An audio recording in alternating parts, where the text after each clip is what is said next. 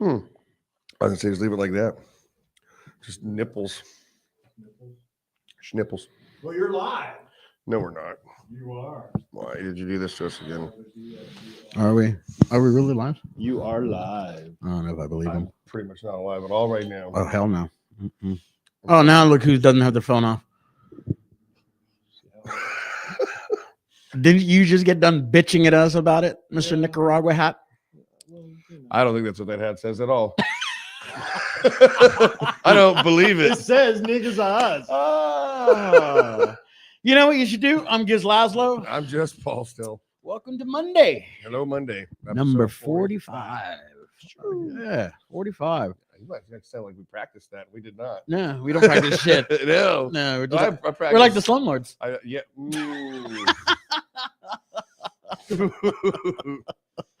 Oh. Say later than that one. How was your week? Busy, actually. We did a job for a company around the corner. Made a SpaceX sign, and Billy and I put all the hours in after getting sick from my trip back from Santa Barbara and then doing the show. So good. Went Saturday night to I don't know what the name of this place was off in Slauson. Nacho Corrupted put on. And Nacho, if you're watching, give me a call. Puts on some punk shows down there. He's got to see The Naked Aggression, a few other new bands. It's actually pretty neat. If you see any of his productions, I would recommend it all day long. Kind of like. What? How was your week? Mine was unmemorable. So you drank all fucking week long. Yeah, again. Yeah, again. And oh man, I don't even remember. Let's see. I feel like you're trying to keep up. Did with we me. already It's not did we good. already discuss the Escondite show that we did last week, or was that Yeah, we that did. was a couple weeks? We talked about Yeah, that a okay. little bit. So I don't even know what I did this week. Well, you know what But, you should do.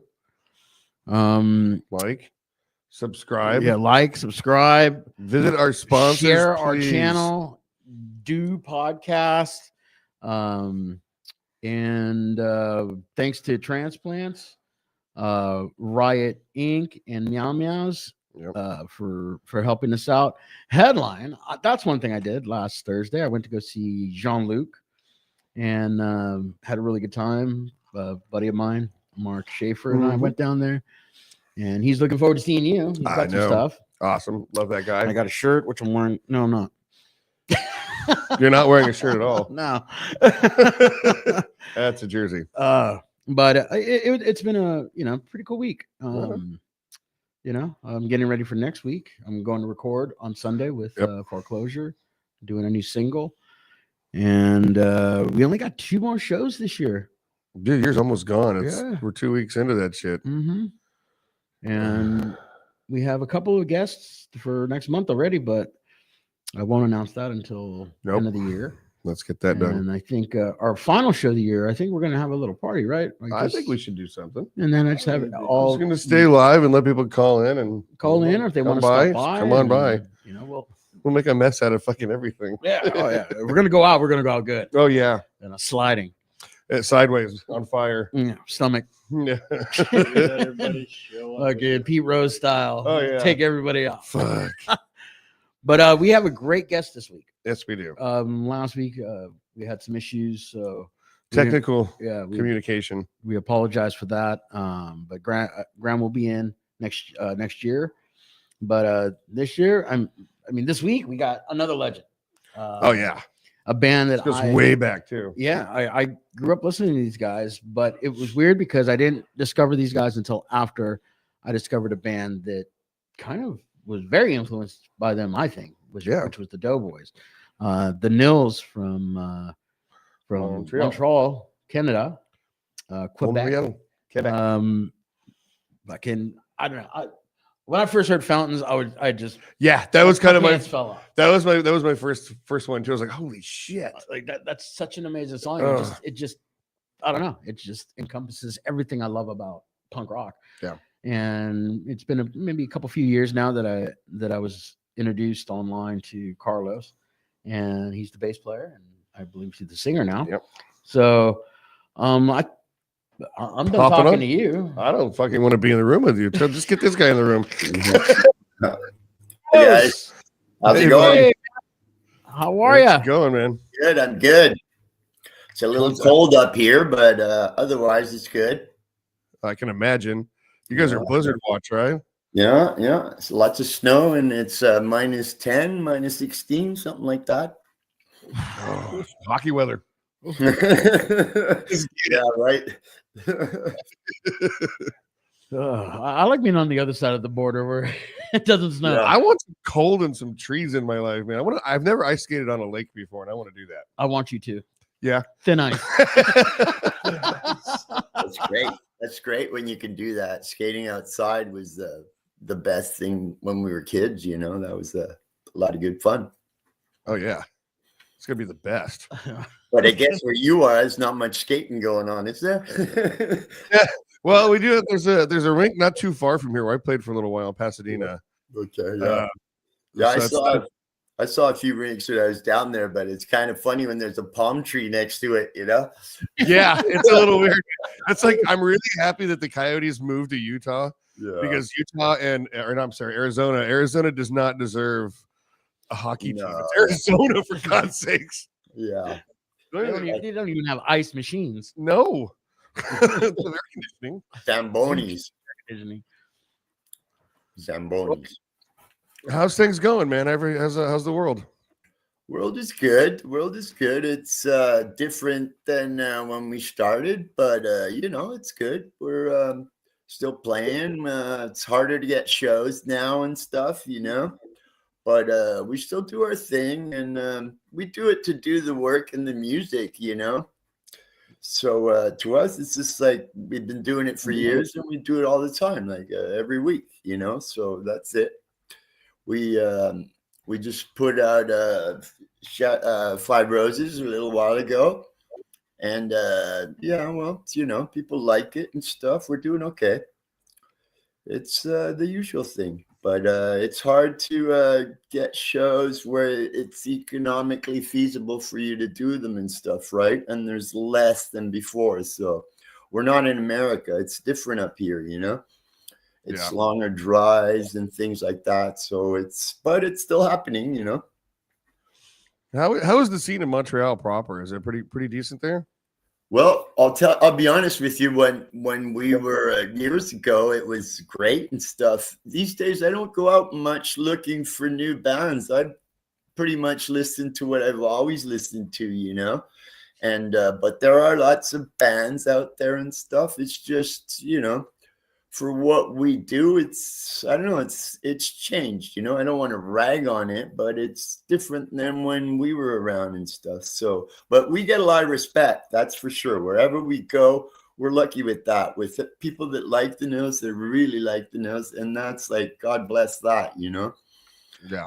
Even despite what happened. So people respect the music, and that's a great thing, to be respected for what you do, not for how many records you sold or didn't sell. You know what I mean? Oh, yeah. So it's always good. And we get a lot of respect, and it's nice that we get that, you know. We didn't sell millions, but, you know, people respect us for the work, which is the music, which is what we were always about. You know, Alex and I, that's what it was about. Do you think you guys would have been bigger if you were an American band? Pardon me? Do you think you guys would have been bigger if you were an American band?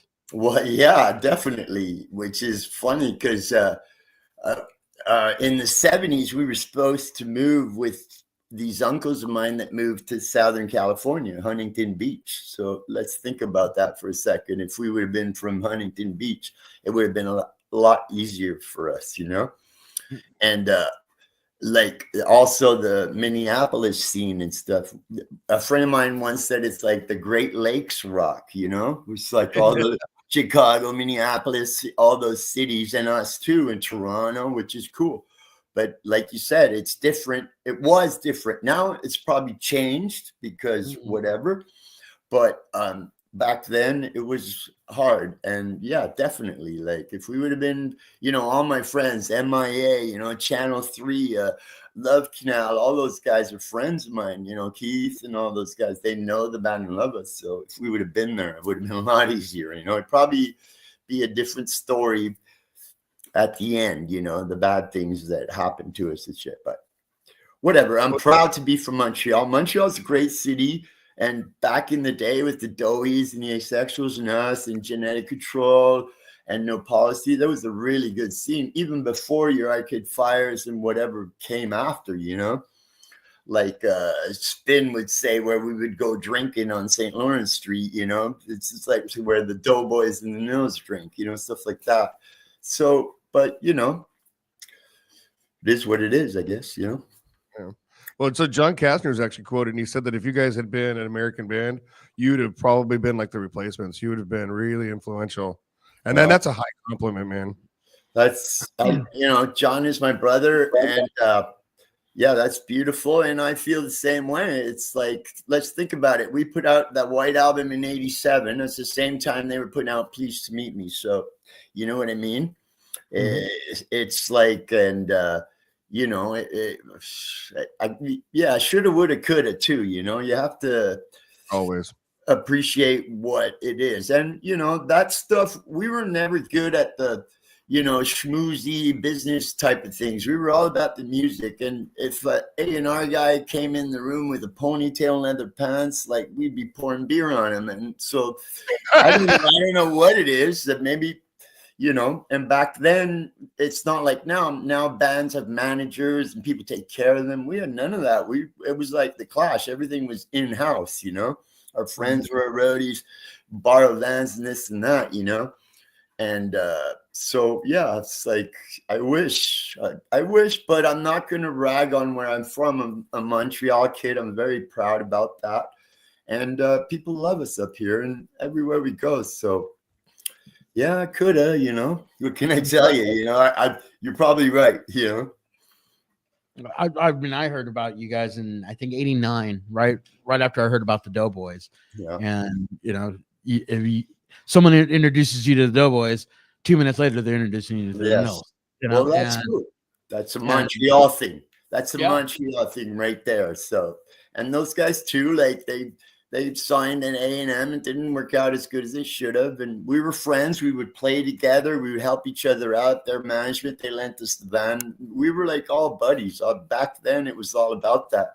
People came to your shows were the other bands. It was very like, now it's a little more cutthroat because the pie's still the same size, but there's a lot more to do, you know. And there was no internet back then, no cell phones. You know what I mean? It was a different, like a whole scene, you know. But I remember the Walkman running out of batteries was a disaster. But at least you knew it was coming. I knew it was going to do when you started with you do it with the pencil to save the battery. Right. Exactly. Yeah. But hey, you know, it's like, yeah. But you touched on something very interesting that I do notice now was back then when you went to a show, you were there to see all the bands. Yeah. It didn't care. You showed up early. You pre-gamed in the parking lot. Or on you the went bus. in when the first band went on, and you were in there all night. Yeah. What I notice now, especially here in LA, is like people are outside all fucking show. Yep. They go in for their friend's band, and as soon as the friend's band's gone, They're done. they piss off. And even the bands now too, they don't even support. No, they don't even stick around. No, like bands will show up. You know, they're the third band on the 4-band bill. They'll show up like 10 minutes before they're supposed to go on, and then they lollygag setting up their shit. Yep. And then, you know, they play and then they piss off. It's like, dude, really? That's you came for that? That's what I was saying in Montreal. Like at the early stuff, we would all the bands would go see each other and support each other. And like, where do I get a PA? Where do I get a truck and stuff? Now, like I said, it's completely different scene. And, you know, it's like we dug the trenches that all the kids play in now. That's what I say. And I'm not trying to be big-headed about it, you know, but, you know, I agree. Now it's like, back then, if you were lucky, if you could get a gig in Quebec City and in Sherbrooke, now it's like anywhere you can get gigs, you know? It's like, so it has to grow. It has to change. It's evolution like everything. But me, I stick to what we've always loved, which was the original idea of like the punk thing. And now it's gotten a bit too, I don't know, commercially. I don't know. I don't know what to say, you know? I don't want to rag on anything, you know, but it's like, Go for it. No, rag on it, man. And, It's so shitty now. Like Any I studies. went to see it Saturday night, and it was great because at the end of the night, the bands are all done. There was still a massive crowd of kids there, Yeah, and they were kids. These guys were all in their 20s. It was amazing. there will always be those kids that they just believe in the music, not in the commercialism and all that stuff. And I think we always try to figure what went wrong and shit. And maybe that's some people say, well, you guys weren't very good at the business side of it. And it's, yeah, whatever. But we didn't care. We just wanted to learn how to play music and make good music. And as far as all those Nils records, even the 2 ones when my little brother died, this friend of mine said it. Imagine having to do a record after Alex passed away 28 years later. And he said, the fact that you would have to do that and make it so good, Shadows and Ghosts, that's a hell of an achievement. And when I read that, like I was crying like a little girl, you know, it was like, wow, at least this guy gets it, you know. It's not about selling commercial and videos, leather pants. It's about listening to music. And people say, yeah, that's what a Nils record is supposed to sound like. And we lost Alex, who, you know how much that meant to me and all of us, you know. And it was hard to do, but I'm pretty proud of what we did. And I knew Alex was, to me, Alex was like a piece of gold, you know. Like I started music before him, and at first he didn't want to get into it. And I showed him 3 chords. A week later, the guy was playing it behind his head, you know. So it was like, wow. And I, you know, him and I, we did the Nils. We wrote the songs and stuff. And I don't do this to be like better than him or not. It's not about that. Like everything we do is about him and stuff. It's just, unfortunately, life sometimes throws you curveballs, and you know, you have to deal with what it is, you know. Yeah. But dude, I'll tell you one thing, honestly, from my heart. If Alex was still alive, like a lot of these bands that you see at all these festivals, if we would show up, they would be in a little trouble. And I don't, you know, I'm not trying to rag on anybody because I love everything and love everyone, but you know, that's what it is. And we're done okay. It'd be great to have him around again, trust me. And he's still in the room with us. I'll tell you that much. But you know, yeah, we had some bad luck, you know. Yeah, we got signed up. This great company signs you up for 10 years. Our lives were set for 10 years, and then they gave us a shitty contract, and we said, okay, we got a lawyer, the same lawyer as Rush, and he told us, dude. He, you know what he said to me? He said, you're damned if you do and damned if you don't. He said, sign the contract and say, if your first record does well, we throw this out and we write a proper contract. You know, our record a month later was in the Rolling Stone top 10 college US charts. For an unknown band from Montreal, Quebec, to do that with no video and not even Canadian distribution, that was unheard of in 1987, my friend. And our lives were set for 10 years, like, you know, and then within a year or two, they like ruined us. We could like, you know, it was like we couldn't go and do anything. They wanted to sell our contract, but we're asking too much money. These shysters from New York, you know, but we went for the brass ring. And that's what I say. At least we went to go and play in the big leagues. You know what I mean? So we took a shot. It didn't work. But what we did, man, in 1987, good luck trying to do that in Montreal, Quebec. Right. That wasn't a great year. I mean, it was a shit year. No, dude, it was a great year. Please meet me, Georgia Satellites, Guns N' Roses, and our album in 1987. You know, like all those bands, like you know, it's like so many bands that were like rock bands. You know, it was a cool year. You know. Well, it was a good year for music. Yeah, was influenced by you guys that year. You know. Yeah. Well, there you go, our buddies. You know. That's amazing right there. Yeah, no shit. You influenced Husker Du. Yeah. Like, that's something to be proud of, man. You know the story about Husker Du? Which one? We used to we were doing a radio, CBC, Canadian Broadcasting Corporation. It goes across Canada. We're doing an interview on Brave New Waves. It's a big punk rocky show in Canada, and we show up, and this guy comes up. He has a plate of cookies and a card. And it was just when the White Album came out, and he goes, "This is for you, Carlos." And I was like, "Okay, who sent me cookies and a card?" It was Mrs. Mould, Bob Mould's mom. No shit. Because she lives in Elmira, New York, which is just across the border. So she loved the Nils and the Asexuals, and then she was happy for us that we were putting out this great album, and then she wrote me this card. I still have it. It says like, "Wow, great album. I love you guys, and Bob loves it too." Right. But when we did Five Roses, we did the Pink Turns to Blue, right? The Husker Du song, but it's a Grant Hart song. And Bob's always been championing us through the years, but we sent it to him, but we never heard back. I think he's pissed that we didn't play one of his songs. I'm not ragging on Bob, dude. I love Bob. Oh man, that's a high compliment all the way around. Like you got cookies, all Bob's mom. They were great cookies too. There you go. Wow, I still got him.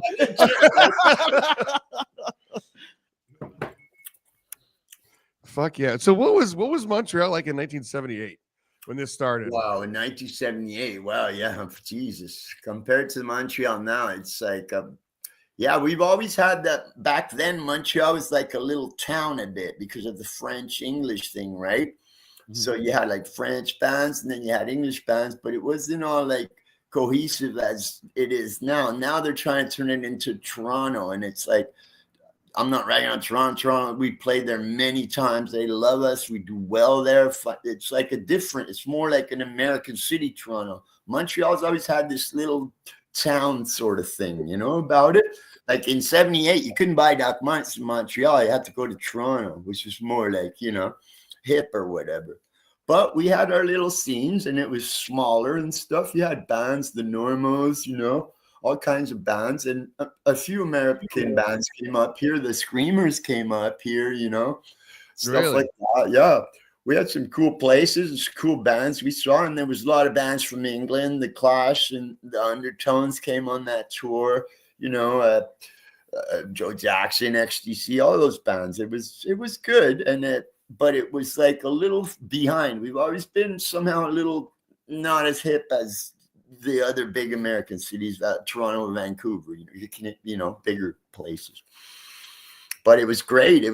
I like it. I like the less people are on the street for me, the better it is, And so to me now, it's just like, I don't know. I'm an older guy now. I'm 62. Alex would have been 59 yesterday, right? So it's like when you're 20 years old, you don't think about, hey, now I'm 62, right? But, hey, man, at least I don't act like a 62-year-old guy. So, my bones and my hands hurt, but I just keep going. So we still got fire in our hearts, But Montreal has always been a great city. It's changing now. It's more people, more immigrants and stuff. But, it's cool. I speak 3 languages. I've never had any problem. I speak perfect French, English, Spanish. I'm okay up here. And now I have a cool apartment. I help out my friends in a bar. And I met a nice girl. So I'm doing good, and I still play music, It's just we're, now punk rock. I don't know. In Montreal, it's not as hip it might be in LA. When I was living there and I did the Naked Soul thing, I used to go see the shows. There's more shows where you are than up here. Like shows that we would want to see, you guys and me, Yeah. And we totally agree with that. Every day there's a show, Well, yeah, but that's it. We don't have that in Montreal. It's different. And there are shows, but bro, if you saw it, you'd be going, I don't know any of these bands, French bands, whatever. It's not the same thing it used to be. You know what I mean? Mm-hmm. We still get the cool shows, like all the bands. We opened up for Dead Kennedys here. We opened up for Stiff Fingers, Off. We do killer shows. It's just not the same big like it is in LA. That's what I liked about being in LA. It was great shows. I saw the Replacements. I saw everybody. It was like amazing, right? I saw the Pistols, on that first tour. I saw the Replacements open up for Tom Petty when they got kicked off the tour. And then 2 days later, they played the country club in Reseda. Man, it was like a religious experience watching those guys. It was like, wow, they were at their peak. That's rock and roll church. Yeah, they just got kicked off for wearing the dresses of the wives of Tom Petty, and I saw them do that. And they were playing amphitheaters, but everybody's walking in, and nobody knows who the Replacements are. So you know what I mean? Is that the big time? Because you can see how they didn't want to do that, right? Huh? Well, there's a lot of stories there. Oh, yeah. There's a lot of Yeah. stories there. Oh, well, I mean, what do you got? How did you get hooked up with the Naked Soul thing? Because I our love first tour in America, we toured with MIA. We did the East Coast with MIA, and it was like great. That was our first record, Sell Out Young. We were like greener than green, and they helped us out. And like we went to the border, and back then it was hard to cross the border in America. It was like they were military about it, you know. We didn't have visas and all the shite that you get now.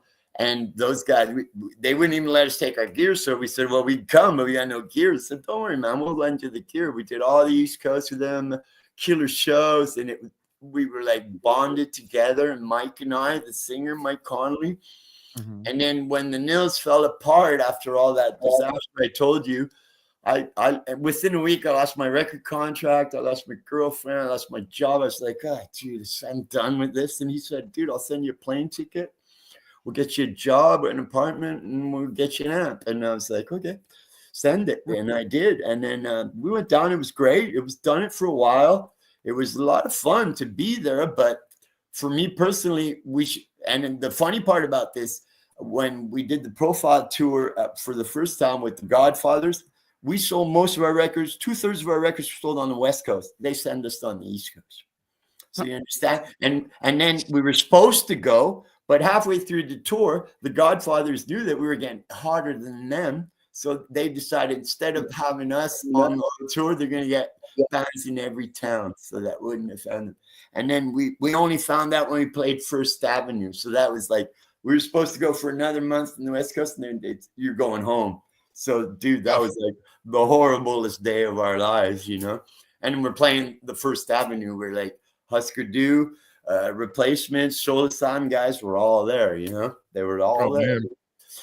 And we're playing upstairs, and Babes in Toyland are playing downstairs, and they were getting all pissed off at us. It's like, it's not my fault, you know?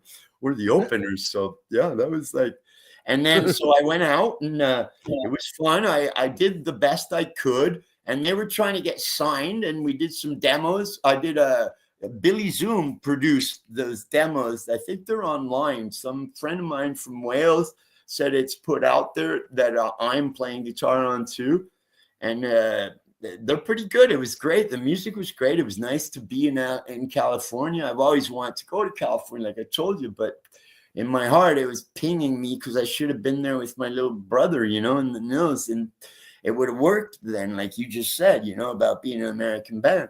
But hey, you know, you roll with the punches you get, I guess, you know. But Mike was a great guy. I love that man. I miss him too. He loved Alex. He loved us. They helped us. They're still going. They just went to Europe. They're doing really well. The three original guys, Lars and Nick and Paul, they're amazing dudes. And I was hoping maybe next year we could go to Europe with them, you know. They're very cool guys. And I'll never forget that. We played we played the Living Room in Providence, Rhode Island. I think it's like they were telling us Jimi Hendrix played there. It was amazing to go play these sort of theaters like that we have all over America and Canada, you know.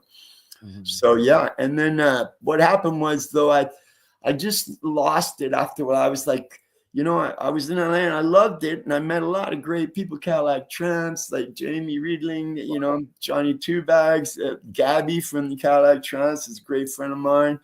And, you know, everybody. And it's just like, but there was something missing. You know, I got there too late with, you know, so I miss Montreal too. So I came back, and then, you know, we started trying again with Alex and stuff before he died. And, you know, I miss Montreal. I'm a Montreal kid deep down. Fair enough, man. And you guys performed what in 2010? Alex, yeah, I lost my melons when Alex passed away in 2004. I lost the plot for a bit, and you know, but at 2015 we did Shadows of Ghosts. We started a few years before 2010. Yeah, we started playing and stuff, and you know, we found a new drummer, and now we have some new members: Mark Donato, Phil Sarakos, and we just lost our drummer. We're trying to get a new drummer right now. Emilien played on our record.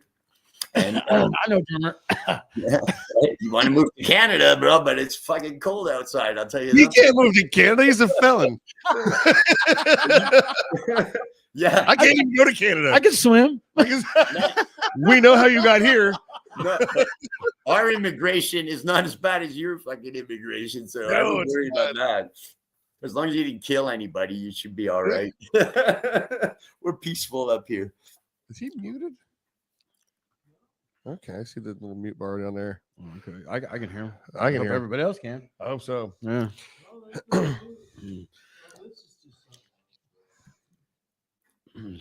Don't do that. He's just Our producer back there. he just can't sit still. I gave him his Down syndrome pills. He doesn't know it. Oh, God.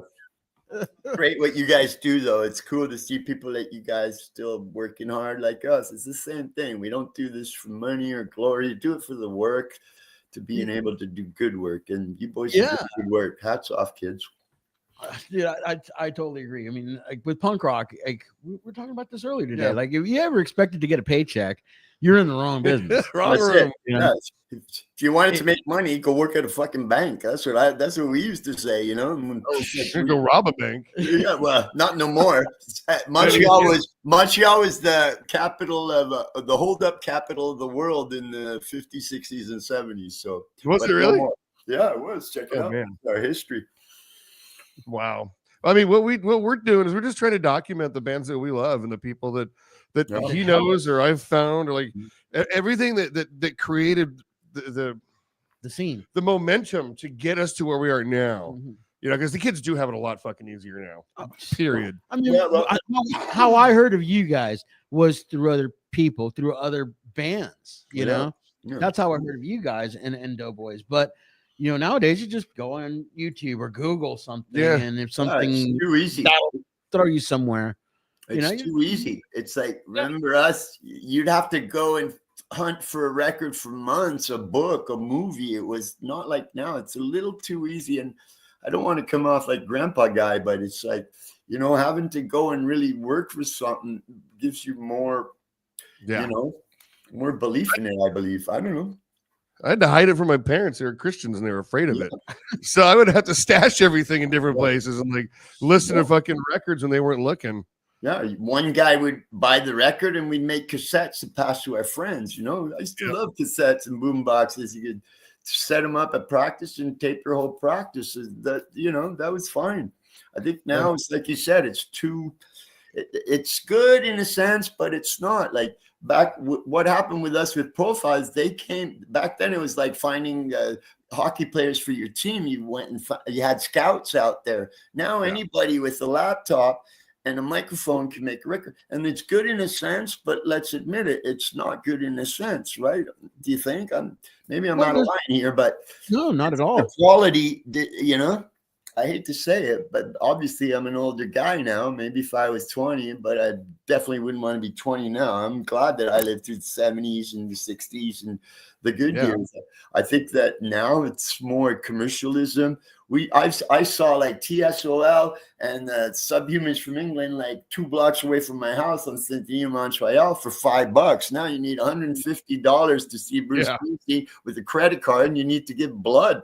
You know, like fuck, it's like a joke. You know, I'll never go see a band for $150. You know, saw the flash in the undertones. You don't have blood; it's all dust now. Yeah, well, that's it. It's like, How by the way, how is Geddy Lee? You talked to him recently?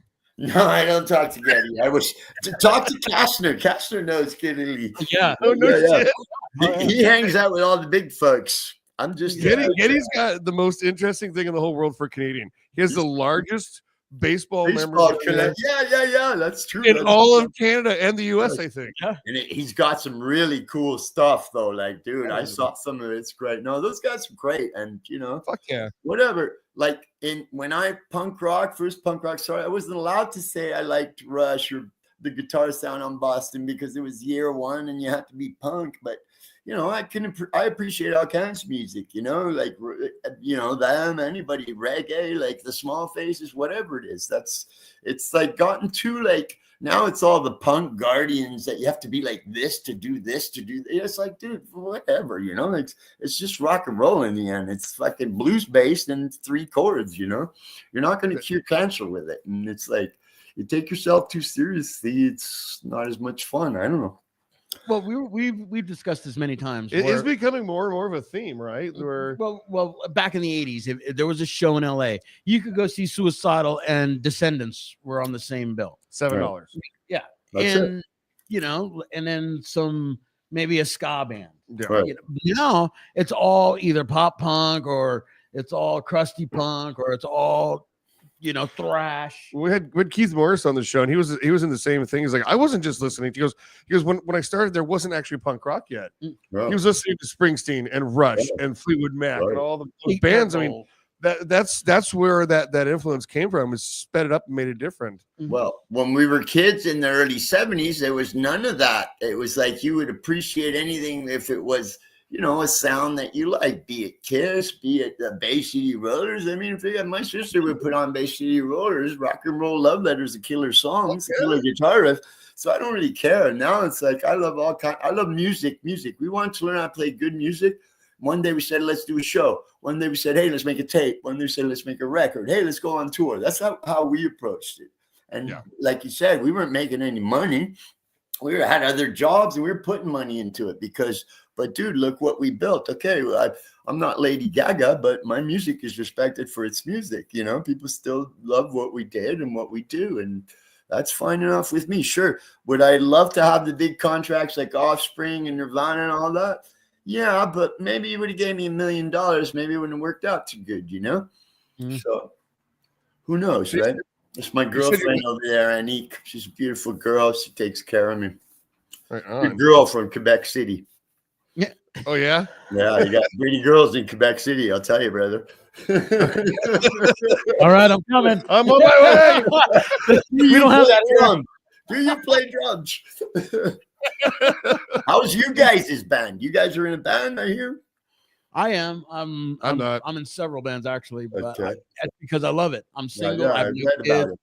53, and I just, dude, this is me. I cannot do music. If I did, Yeah. I don't know what would happen to me. You know. Well, that's it. It's I'd kill you. like breathing. It's like Yeah. you know, that's what I said. It's not about the money, the glory, the coke, the strippers, the limo. It's about like when you play and you're like, wow, that's pretty good. You don't need anybody to tell you it's pretty good. So if you can do that, dude, that's fucking great for me. You know? As soon as I walk on a stage, man, I'm the man. home. That's it. I'm home and I'm happy. So we're all the same, I think, deep down, you know. It's like we're in different places, but we're all the same. And the fact that we still keep pushing this, and sometimes I feel like, I should have given this up. I'm 62, like, you know, but you know, I still keep going. You gotta ask yourself, what would Lee Ving do? Yeah. Charlie Harper. Yeah, right. You know? 216 years old. Yeah, well, Still dude, fucking going after it. yeah, but That's a he's Canadian money. still there. Yeah. It's good that we have what we do, which is a bit still underground, to what is, I guess, more successful or more mainstream now, because we never wanted to be that, you know. It would have been nice to, you know, our idea was maybe we could buy a house, you know, like we didn't want a mansion. We just want a little house somewhere out of town, you know, make a studio in here. You know, I wasn't looking for, you know, the Motley Crue deal. You know, I would have blown it. You know, I was 20 years old, and you know, we were set up for life, and then they cut us off at the knees. How were you supposed to react? Of course I react, and then I lose Alex. Of course I would. You know, it's If somebody gave me a Motley Crue deal at any point in my life and that kind of money, I would have invented new drugs to try. Like I would not be here. I would fucking be super dead. Well, that's what I say, and you know. A little alcohol, a little doobie, that's okay. But when you start going the other way, it's only going to lead to trouble, you know? So I did it. I made my mistakes, but I'm keeping all that up. I have a drink. I'll smoke a doob now and then, but it's like I'm too old. I want to stay alive now, you know? I've seen too many friends of mine, and recently a lot of musicians are passing away. Yeah. So at 62, you start to question, wait a sec here, you know? And too many of them dying too young, and good people that, you know, maybe didn't get the glory they should have got. But in the end, people, they're going to remember you. It's like the Gladiator movie. People are going to remember for what you did. And, Alex has passed away. People remember who he is and what we did. Mhm. We went to the brass ring. These shysters from New York City shafted us. But hey, take your punches. Like Alex used to say, no regrets, man. You get up, you put on your soccer shirt, and you go out there and do the best game you can. When we're Spanish, that's what we do. We love soccer, our mothers, and God, and rock and roll. So we do it, and that's it. There's an album right there. There's a whole album in what you just said. But I'm working on a concept album. Maybe my last album will be a concept album, Let's go Rush style, There you go. Rush style, I'm gonna have to practice a lot fucking more. Well, if you're looking for that drummer, I'm out. I know a guy. What do you think your greatest triumph on stage was? Like the one show, that one moment where you could throw your hands in the air and say, if this was the last fucking moment I could ever do this, this would be the greatest way to go out. Oof, yeah, there's a lot of them, but I'm gonna say we played the Ritz with the Circle Jerks and Scum with Friends of Ours from Montreal in '85, I'm gonna say. And that's when we got signed. And even Keith Morris, who was drinking then, and he had no dreads, he was like, came in the room and he was like, I've known Keith, he's a great supporter. He's always helped me. He's encouraged me to get better when I had my troubles. And playing the Ritz and opening that curtain and it's packed like the original Ritz, it was like, wow, it was like, that's it. And we nailed it. It's on video. I have a whole video of it. I'm going to put it out. I'm just trying to fix it all up. But when you see the whole show, there's a song or two online, but there's a whole show of that. And it's like, wow. Awesome. Yeah. We know plenty of people that can help if you need anything with that. We'll talk some more. Yeah, definitely, now that we know each other. But we had good ones. I opened up for Suicidal at CBGB's. We've done lots of many shows. Okay. Like Dead Kennedys. We have a killer theater here. It was called the Corona Theater. It's like an old, like First Avenue type theater. We played with Stifle Fingers, Dead Kennedys. That was amazing. 1,000 people, barricades. It was insane. Yeah. And then we've done shows with 7 people in some shitty town, but they were great. They would take you home and give you alcohol and doobs and food and let you, give you And a floor. In the Maritimes. I don't know if you guys know the Maritimes in Canada. It's like out east, sort of where the ocean, Nova Scotia Islands. Nova Scotia, Newfoundland. We go out there and people love it out there because it's simple people, like people that were old fishermen and stuff. Dude, it's like, it doesn't matter. Sometimes a show with 7 people is like mesmerizing, It's like It's a party. Yeah. We did a lot. We did the big tour with the Godfathers. We did Canada a whole bunch of times. We played Toronto a lot. And we got a lot of memories. But yeah, one of the big ones was the Ritz. That was a lot of fun. We played there like a couple of times. We played with the Godfathers, played there with Scruffy the Cat. We played it with the Circle Jerks. We played, I forget, that's like, we played there lots of times. We played a lot of killer clubs, even with Naked Show, we played like the Whiskey and Club Lingerie. So that's the fun for me, getting to play these places. Like I said, Jimi Hendrix plays here, this guy played here. And that's what I like, So yeah, I think those are, some of my favorite shows, even if they weren't like big shows or big crowds, was the venue, like the history behind that venue. That's like, wow, it. Yeah, I'm on this stage. yeah. You go to the Whiskey, you play like Jim Morrison stood right fucking here. So right. did Vince Neil. So what the fuck, Vince Neil's a dickhead. Yeah, the Hollywood Palladium, talk about it. That's a killer. I saw the Pistols, saw the Mats there, It's like, and then my friend who used to work for Epitaph in studio had the studio around the corner. Like these are like places of history, which is what we were always about, And it's just like music, the love of music, to soak it up. Not, like you said, if you wanted to make money, we should have got jobs at banks, or something. Because we didn't, we did well for a while, but we should start the punk rock bank. Good idea. Can I get a loan? You guys give me a loan? Everybody banks to pay for them. There you go. So when you were before the Nils, when you and Alex were growing up, what made you guys decide to do that, and what were the bands that influenced you to do that? Well, for me, mostly it was, I guess, 78. I saw the Clash and the Undertones at Théâtre Saint Denis, which is a big place, kind of like the Hollywood Palladium. And that just blew my melon. Like, I didn't know who the hell the Undertones were, but they came out and blew the Clash so far away out of the water. Like, Wow. And I had no idea what the Undertones was. Okay. He came out and, dude, it was amazing. The next day, I go to the record store, Dutchie's Record Cave. And I was like, do you have the Undertones record? Guy goes, yeah, we have the store copy. And I said, I don't give a shit. How much you want for it? It's like $20. It's 1970. I'm paying $20 for like a huge copy. He's like, I don't give a shit. Give me that fucking record, you know.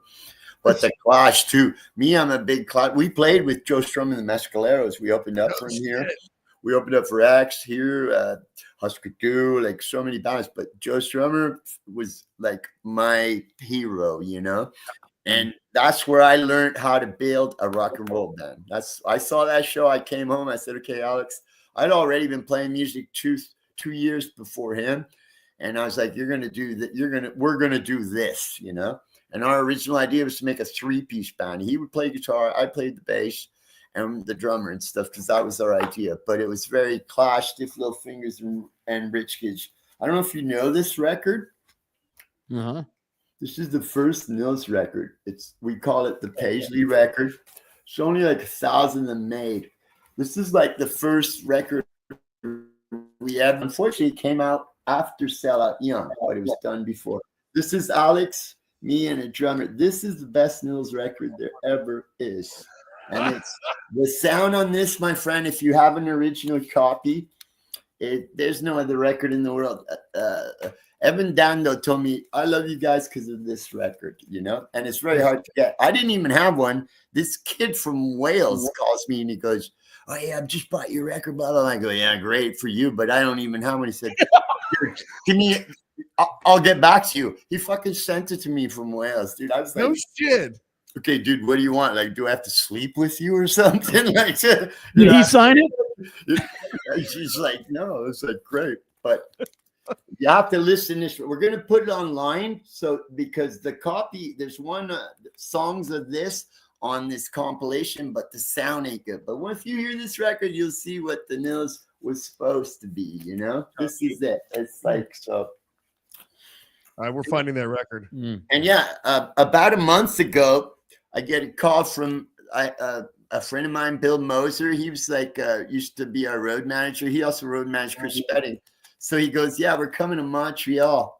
He goes, we need a place to stay. So I had Chris Spedding, who produced this album, and he just signed it for me over here, staying on my couch. This guy's an 80-year-old guy, Chris Spedding, who's played on, you probably heard records that you don't even know he's playing on, you know, like David Essex, Rock On. He's the guitar guy. List. Go look up Chris Spedding, who produced our first album, which that guy is like my family now. When Alex died and we did a memorial, he flew up here to play and didn't get a cent and nothing, and did it for that and had the greatest time. This guy's like, and now we're going to do a new record and he wants to play on it with us. He also played with us. I don't know if you guys know this. We did this record for Joey Stampinato. It's for people that are sick, you know, what do they call that? Sweet Relief. And look at all these bands, okay? Al Anderson, Ben Harper, Keith Richards, Charles Musselwhite, Ben Montanch, Don Was, Bonnie Raitt, you know, Ear Tick, Los Lobos, the -5, and the Nils with Chris Spedding. So it's not a very popular album, but Chris Spedding is playing with us, and we did this song of the NRBQ. We're all big NRBQ fans. There's a lot of cool songs there. I don't know if you guys know that, but there's a couple of songs that are a little punky, you know? Yeah, this is like, so Chris Spedding, man, to say that guy stays on my couch that I'm sitting on right now. He's 80 years old, and he's still out touring, you know? So that's what music is about, you know what I mean? Yeah. And that guy, he's like, you want to play on the record? He goes, I'll do anything you want me to do. So Chris Spedding says that to me, like, You know what I mean? Doesn't say that too loud. That's an accomplished life. I mean, that's So we lost the kid, and life's a drag sometimes, but we did okay. And I think sometimes I like to think that Alex would have been okay with at least people remember him and shit. And this week, December 8th and December 13th, this whole week is not good times for me. And I've been doing this for a few years. It's like really hard. Like yesterday, I had a really hard time, and it's just like, that's why. But I try to be positive about it because of the music and shit. I know. And like I said, he's still there with us. He's on these records. His name is on them. You understand? Mm-hmm. So. Dude, I fucking love your shirt. Yeah, it's the hams from Spain, right? I know. So I had a you guys know, awesome. Yeah, we adopted a Galgo. We're Barcelona. We adopted a Galgo at one point, and when he was kind of on his way out, I'm like, well, we knew where he was from in Spain, and I'm like, well, he's gonna have some Iberico, so I ordered Iberico pork for him. Whoa. So those are like his last treats. Well, when you come to Montreal, you call me and I'll take you to some cool Spanish restaurants here, right? Real close to my house. Fuck yeah. Awesome. If they let us in. Yeah, I know. They'll let you in. Troubled children. I'll call a few people. Hey. I know a lot of people, bro. So do you guys have a merch store? No, we're, like I said, we've never been good at the business thing, but we're gonna make a new EP, like I said, and we're gonna do a whole bunch of things. So I'll send you guys all this stuff. We'll talk about things, and but right now we just lost our drummer Emilien Catalano.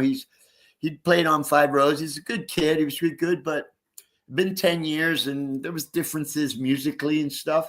And he plays with Moving Targets. I don't know if you know. Oh, wow. Yeah, I remember them. Great drummer, good kid, but he figured, he wanted to do that, and good luck to him. He was a good kid. He helped me out.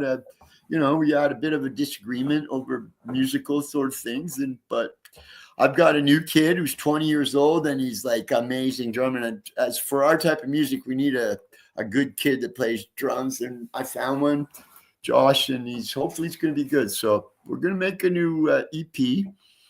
Chris is going to be on it. Hopefully have some friends that we know.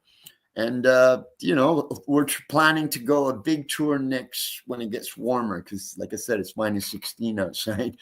So, but yeah, we want to go to America. Like we did really well the last time we were in America. It's been a while. We still get offers.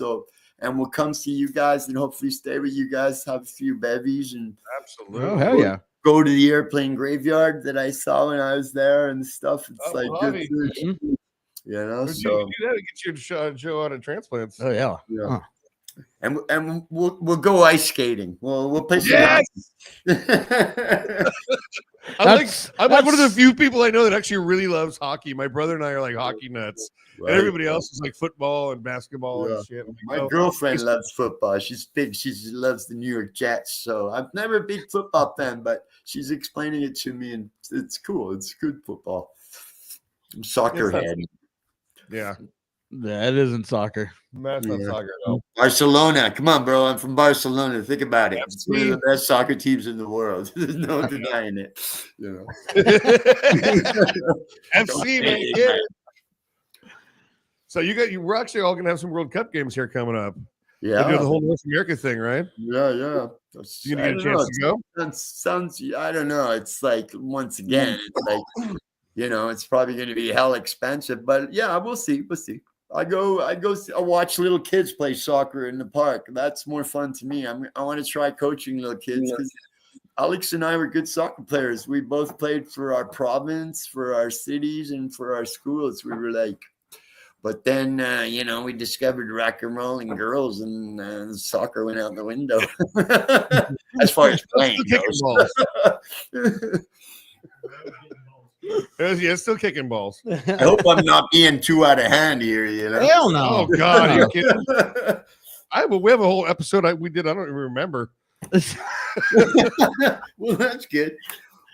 How about a whole season? Yeah, no, I remember everything else. It's that one fucking show. Okay. Cool. Tour upcoming. Anything? We, Even like across I said, Canada. it's cold up here, so right now doing shows is it's a little hard. Icy And, roads.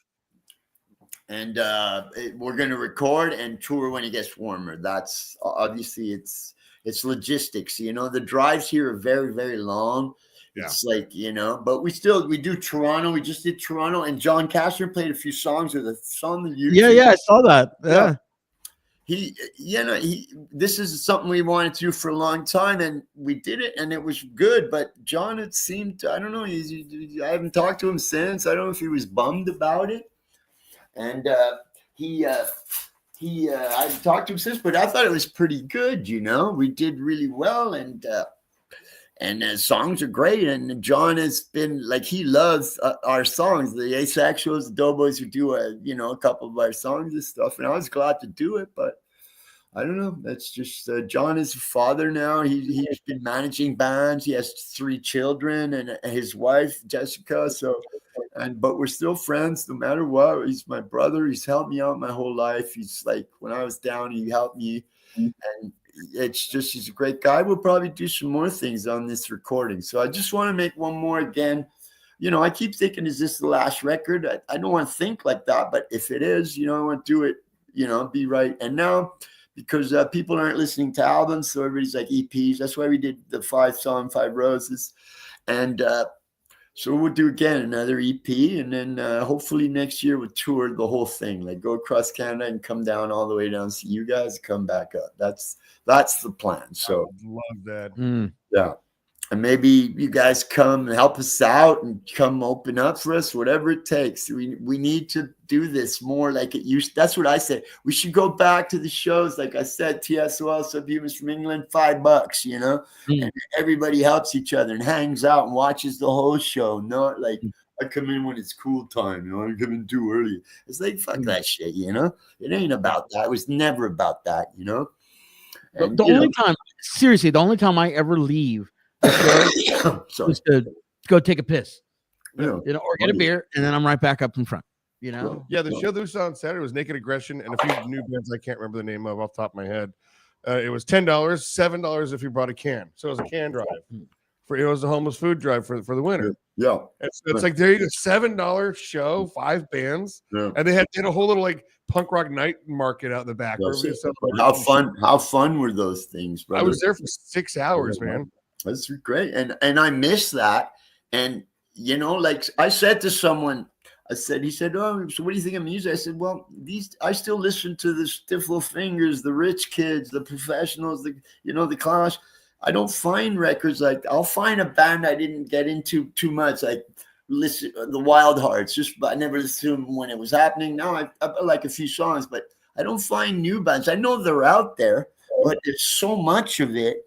And I work, and I took care of my girl in my house, and you know, my band, my health. So I don't have time to go out and fucking like we used to do, right? When we were kids, right? We're men. Yeah. We have wives, we have kids. Yeah, I don't know. You guys, I don't have kids. Nope. I have a wife. I got him. Well, there you go. He looks like a handful there. I gotta get the leash out and take him out twice. Dude, I want to go for a beer with you guys. Fuck yeah, you do. Oh. It's not going to be one. I'll tell you, I've got a lot of stories. I should write a book, man. But it's going to take a lot more than, you know, you'd be surprised. Yeah. Well, dude, you've been doing it since 78. You're 40 years into this. Like, you should seriously write a book. I want to, but I'm the kind of guy I tell the truth. And I think that's like, some people don't want to hear the truth, you know, but I will. I think I'm going to do it. And I've been thinking about it because it's funny now. Like, I don't want to, you know, don't take this the wrong way, but I walk around, people are like, you're a fucking living legend. And I have trouble with those kind of things. What does that mean, being a fucking living legend, you know? But I understand when I see it on there. The other day, I was walking outside and I asked the guy for a smoke. The guy just looks at me and he's like, dude, he starts practically crying. He goes, you're Carlos Soria. And I go, yeah, I'm Carlos Soria. He goes, you're in the Nils. I go, yeah, I'm in the Nils. He goes, you guys are the best fucking band ever. And you know that we have a big mural on this building here of Leonard Cohen. He goes, and furthermore, they shouldn't have Leonard Cohen up there. They should have your fucking brother up there. And the guy's like crying. Oh man. But you knew he wasn't just saying that to blow smoke up my bingo. And, you know, he was like really meant it. And I swear I walked away like kind of like it was weird, dude. But I came home, I told my girlfriend, I was like, yeah, that guy really meant it, you know? But I tell you, it's touching. Those, I never got the $1 million, but that almost makes it all right, you know? Well, I can say that I know for a fact that you're worth at least $1 million based on what you've done. You're Prince. Should have been paid, You're man. Prince. You should have been fucking paid.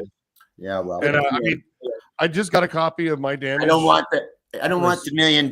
My wish was when Alex died, I pleaded with every god out there, take me, bring him back. That's I would give it all for him, you know, like Cheers, I've always done. But yeah, it'd be nice to have a house. Yeah, a killer apartment. It's small, but you know, it's okay. Easy to clean.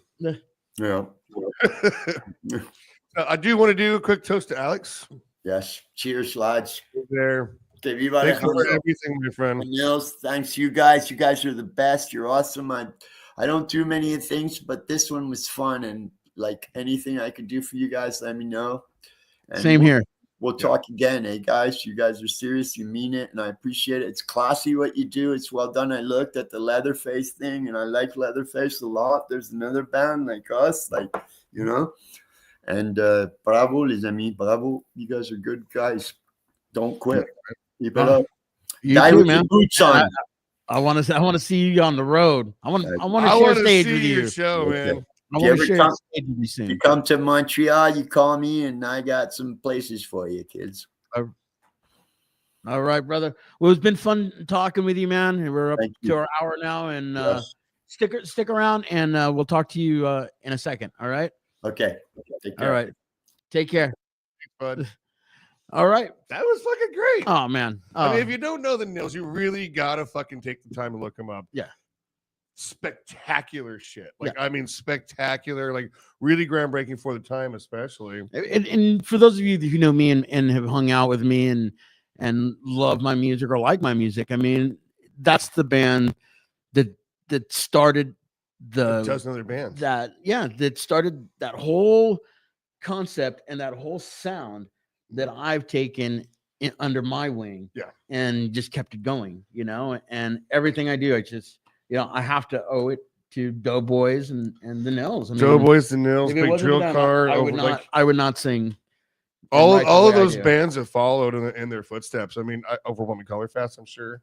Like there's a million of them. So take the time, go online, and if anybody finds that fucking Paisley record, I want it. Yeah. Really I bad. got $20 in. There you go. I'll throw another 20 on it. And if we can find a place to get some merch set up for them, we're gonna do it. Oh yeah. Because I want to see those guys succeed. So next week we have Tack and Bob from Kid Bandit, and they're going to be in I studio. don't know why, but I think they should be wearing bandanas. They're bandits, right? I mean, They're not banditos; they're just bandits. Frito Bandito. So next week, 46, 46. And then 47. and then we're done. And for then this that year. was it for the year. And then Yeah. we're going to start up again in January. So you know what you should do?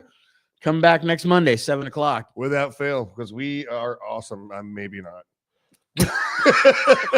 But I have a good fucking time already. Get tuned up and tune in again. See you cocksuckers next week.